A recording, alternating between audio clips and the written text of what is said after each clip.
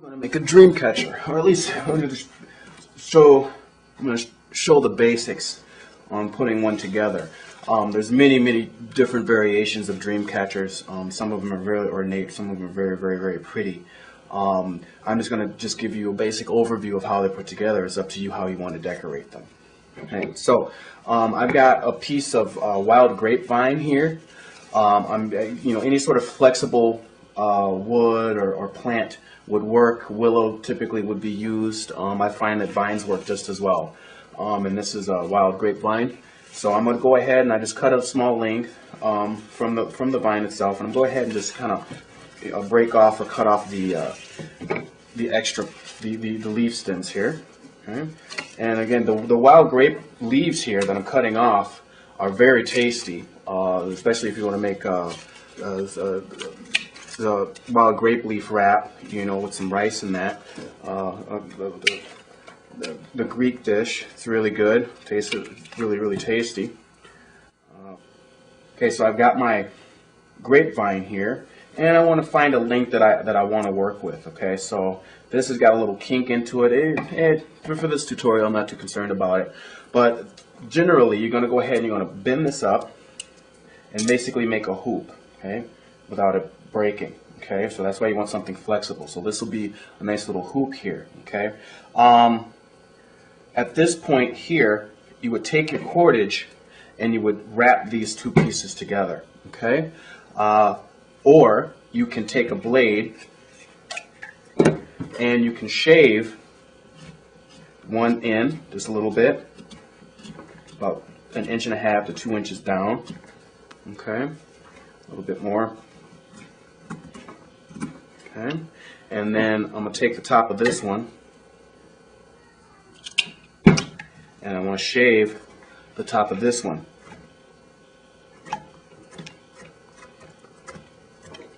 Basically make a wedge. Okay? And what this should do, or what this will do, is when you fold these over, they will fit one on top of the other, like so. Okay, and you would wrap this. Okay, so they would just fit one on top of the other, and you would wrap this. Okay, go ahead and finish wrapping this up. Okay, and depending how well you splice or cut your wedges in the wood, this can almost look pretty seamless when they're tied together, when it's wrapped together. Okay, and I'm just making some half hitches to lock this in. We'll go ahead and cut this excess off. Okay, and so there we've got our hoop. Okay.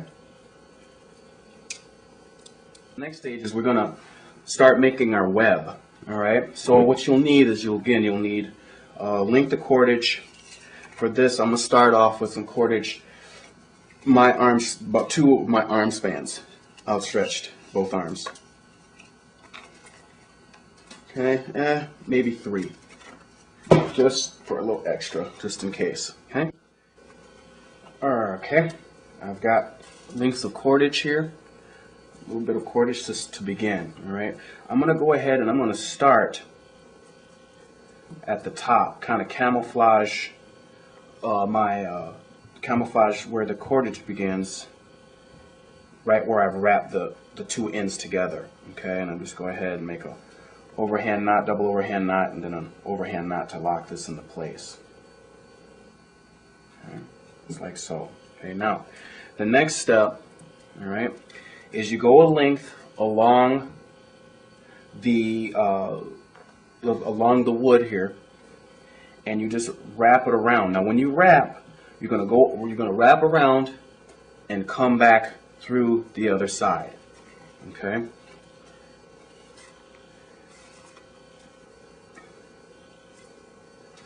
Just like so. Okay? And this is going to be our first anchor. Okay? And then I do another one. Alright? Alright, so what can happen is when you have a really long piece of string, this can take a while to wrap this around because you have to keep constantly thread it through.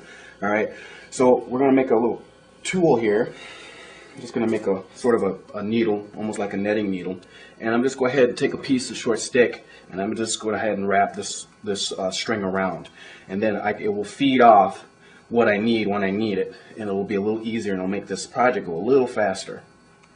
And I'll just take this and just wrap it around. Let's make kind of a mini netting needle. Okay. Keep wrapping. Okay. All right. So there, we should have more than enough cordage, and this seems a little long for me, so I'm just gonna go ahead and cut this off a bit. Careful not to cut my string. Any little stick will do, really. Doesn't have to be perfect. Okay. So now we've just got a little needle that we can thread our cordage through. Okay. So what I want to do again is find my next anchor point and then go ahead and weave this through back onto itself like so. Okay. And then make it tight. Find my next anchor point and do the same all the way around. Okay. The more anchor points you have, the more intricate your net, your web will be, your weave will be. The less you have, the more open it will be. Okay. Okay. Now that we've reached the other side, or where we started, okay, is when we start to build our net. Okay. So I've anchored here, and then I'm going to go to this piece here, this strand right here, and I'm going to go ahead and slip, or try to slip my my needle through. Okay, it'll work. We'll get it in there. There we go. Okay, so that's one, and then once I weave it through, I want it to go around on itself, like so, to lock it into place. Then I find my next anchor point, and right in the middle, just work my needle through and go underneath to anchor it off. And then find my next anchor point.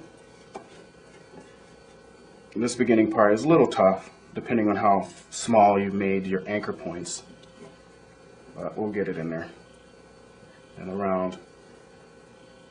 And we're almost again back to the top, and all we're going to do is continue working our way around, except now we're going to go onto the next level all the way around. So it'll go in this spiral, like motion all the way around until we get to the center. So let's go ahead and continue weaving this through. Alright, pretty much have gone all the way around, and again, just this, catching each level. After each pass, go to the next level and thread through. At this stage, I really don't need my needle because my thread is short enough to where I can go ahead and just weave this through. Right. So next is probably where you want to adorn, or anywhere along this as you're making the web here. Anywhere along here, you'll want to adorn your Dreamcatcher with whatever mementos or items that may be relevant to you. And for this one, I'm just going to put on a crystal bead that I picked up. And so I'm just going to take a crystal bead. It's a pretty big one. I'm going to thread this through. And all you do, you can use shells, you can use beads, you can use bones, little trinkets, little locket type items, and anything that's relevant to you.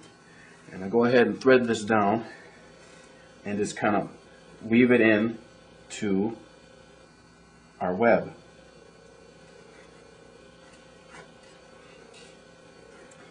Like so. And just continue following this around. I'm going to add an extra adornment, okay? The legend has it that the way the Dreamcatcher works is that the good dreams pass through and go to the sleeper, and the bad dreams get caught in the net here. A lot of the times you will see feathers and different types of other adornments that will be hanging from the hole or from the Dreamcatcher, and that's to help channel the good dreams to the sleeper as it hangs down. So we're going to make a small adornment here out of feather, and I've got a feather here that I'm just going to go ahead and I'm going to cut the quill off, okay, right about so. Okay, and then I'm going to cut the very end off. These are hollow, okay, so there's to get rid of the pith, okay. And what I want to do is I want to go ahead and stick the end of the string through the small end, okay. So it hangs like so. Find out about where I want it to hang. Probably about right there. Okay, about right there. All right. Actually, I've got a bone bead here that I made. I'm gonna have this cover the tip of this. So before I do that, before I put the quill on, I'm gonna go ahead and thread my bone bead through. And this bone bead is just made from, you know, I think it was probably a chicken bone or turkey bone, wing bone, and just sanded it down, how I cut it out, sanded it down and rounded out, and basically just made a little bead out of it. So real easy to do, nothing real fancy, and this can just go right on top, just like so. Okay? So we've got this as an adornment. I mean, again, I could adorn this many different ways if I wanted to. And now, what I'm going to do is I'm going to find my length, probably about right there, and I'm going to grab my feather here. I've got a feather, and a lot of times, I'm just going to take this in the middle here, and I'm just going to wrap. And just wrap the end of the feather all the way around. Like so, eat up some of the length. Be mindful of how I want it to hang. Okay, that looks about right. And then I'm going to take the other end here and just kind of knot it off, just tie it off. Nothing real fancy. Just like so. Okay. And then I can slide my quill down and tuck my feather inside. Okay. And so, just as a small little adornment. Okay. And there we have it. Okay. The final piece to this would be adding something to hang it. So I want to find which way I want it to hang, which way it feels right. I've got this nice little tendril. Up here, so probably that feels good to me. So I'm gonna go ahead and I'm just gonna loop this piece of cordage, buckskin actually, just around an end, like so. And all I have to do is at the tip here, just tie it off.